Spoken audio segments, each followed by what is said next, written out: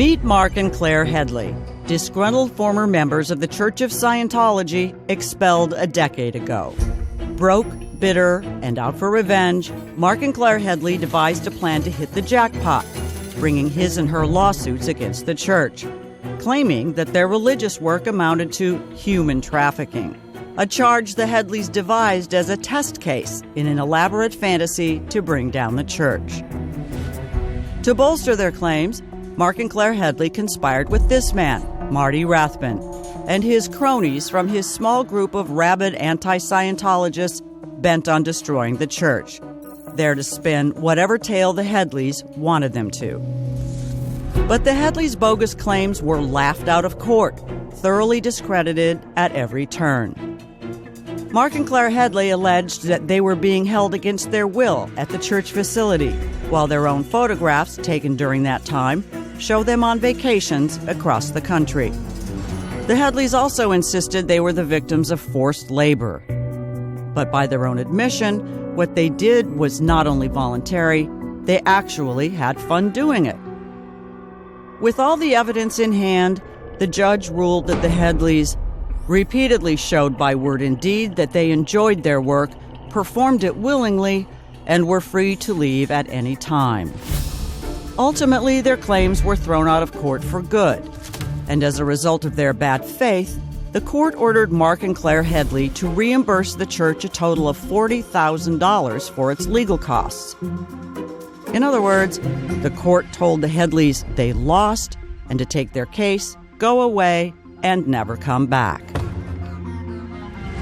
But the Headleys refused to accept the court's ruling, appealed the judgment, and again were unanimously overruled. And if a court decision wasn't enough, anyone looking for the truth could also have asked Claire Headley's mom and dad. There were quite a few Christmases when they would come to us for Christmas. They would drive themselves. They always had a vehicle. They could come and go as they pleased. Claire always seemed really happy, and she was telling me what a great experience this was and how much she had learned and grown. And by her own statements to me, she loved what she was doing. Also revealed in court proceedings were the facts that Marc Headley had been working the tabloid press, admitting under oath he was selling tales about the church and its members as a paid source, by last count, raking in an estimated $35,000. Among his clients, Life and Style, and the now-defunct News of the World.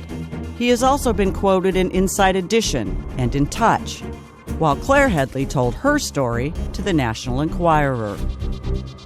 But what the Headleys didn't reveal to the tabloids is why they abandoned Scientology and their family in the first place. As a low-level staff technician, Marc Headley secretly sold church-owned electronic equipment on eBay and pocketed the money. Court documents show that over $15,000 went into his personal PayPal account. Yet the day before Marc Headley was to face questioning regarding his involvement in the theft of church property, Headley simply got on his motorcycle and rode out the gate. Today, Marc and Claire Headley continue to cling desperately to their obsessive personal vendettas against the church. Here's Marc Headley in Germany at an anti-Scientology press conference, associating with the notorious cyber-terrorist group Anonymous.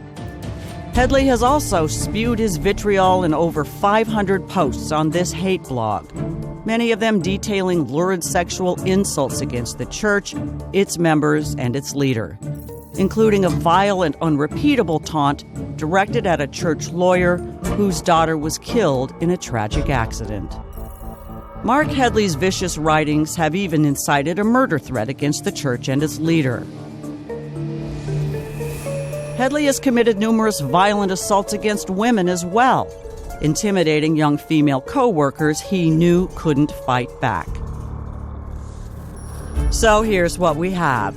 Two paid attackers of their former religion, mean-spirited individuals who haven't set foot in a Church of Scientology in over 10 years.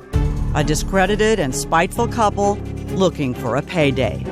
A couple who lost.